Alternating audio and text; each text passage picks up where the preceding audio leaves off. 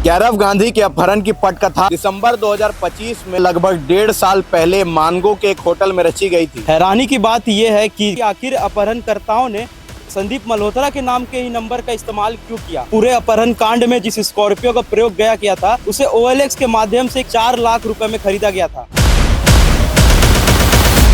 आमतौर पे कोई अपहरण होने से पहले अपहरणकर्ता 1 या 2 महीने पहले इसकी साजिश रचते हैं। इस अपहरण कांड के मुख्य साजिशकर्ता तेजिंदर पाल सिंह, उसकी गिरफ्तारी कब होगी? कैरव गांधी के अपहरण में मुख्य भूमिका निभाई थी। 3 सरदार थे, वे कौन थे और उनकी गिरफ्तारी आखिर अभी तक क्यों नहीं हो पाई है? कैरव गांधी के अपहरण की पटकथा लगभग 1.5 साल पहले मानगो के एक होटल में रची गई थी और आपको ये भी बता दें कि लगभग 6 महीने से कैरव गांधी की रेकी की जा रही थी। दिसंबर 2025 में ये फाइनल हो गया था कि अब कैरव गांधी का अपहरण कर लेना है। आपको पिछले वीडियो के पार्ट में हमने बताया था कि कैरव गांधी को बोध गया ले जाया गया था और लगभग 13 दिनों तक कैरव गांधी को वहां रखा गया। अब हम बताएंगे यहाँ से आगे की पूरी घटना कि 13 दिनों तक कैरव के साथ क्या क्या हुआ था। अपहरणकर्ताओं की दोनों टीम जब सुरक्षित स्थान पर पहुंच जाती है तो अपना अपना फोन बंद कर लेती है। इसके बाद एक दिन सरदार जी का कॉल मोहम्मद इमरान के पास आता है और वह गुड्डू सिंह से मिलने के लिए मानपुर बस स्टैंड के लिए रवाना हो जाता है। सरदार जी के कहे अनुसार मोहम्मद इमरान मानपुर बस स्टैंड पर गुड्डू सिंह से मिलता है और प्लान के मुताबिक कैरव गांधी का एक वीडियो मंगवाता है।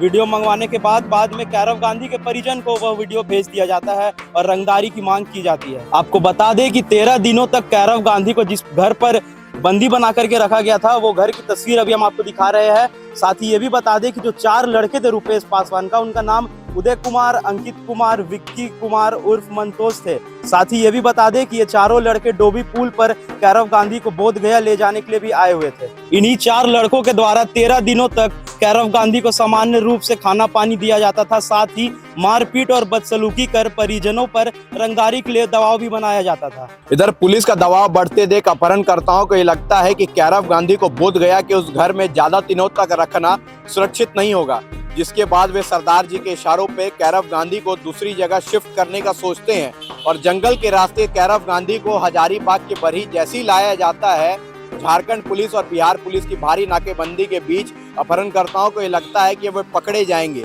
जिसके बाद वे कैरव गांधी को दूसरी गाड़ी में शिफ्ट करने का सोचते हैं। लेकिन इसी बीच पुलिस वहां दबिश देती है और कैरव गांधी को सकुशल बरामद कर लिया जाता है, जिसके बाद अपराधियों की गिरफ्तारी भी वहीं से हो जाती है। जिसके बाद कैरव गांधी को सुबह 3 बजे उनके परिजनों को सौंप दिया जाता है और अपहरणकर्ताओं को बिष्टुपुर थाने ले जाया जाता है। जैसे ही कैरव गांधी के सकुशल बरामद होने की खबर जमशेदपुर में आग की तरह फैलती है, जमशेदपुर के तमाम मीडिया के कैमरे और समाज सेवी की नजर कैरव गांधी के घर की ओर मुड़ जाती है।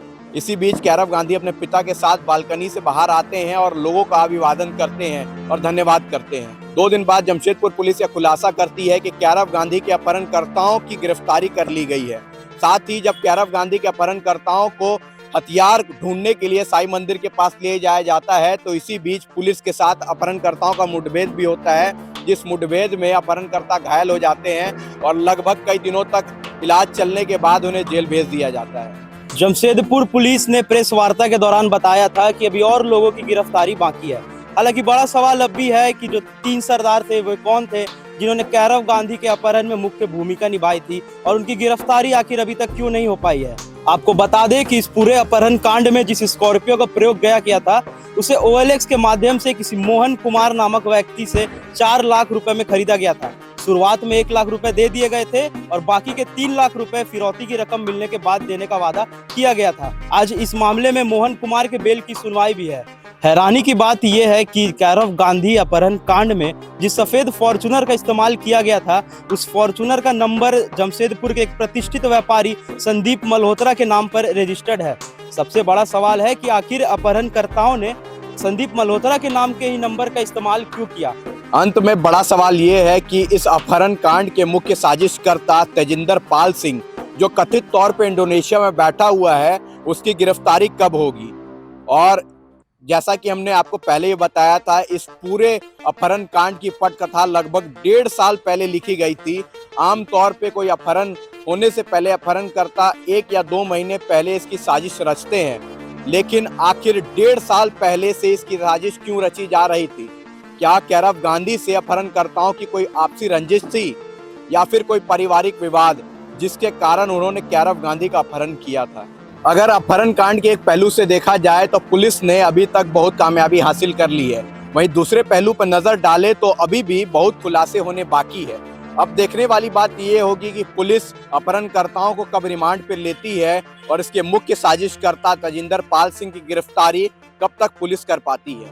इस मामले से जुड़े सारी अपडेट्स हम आपसे साझा करेंगे। तब तक के लिए देखते रहे न्यूज़ 26 झारखंड। नमस्कार।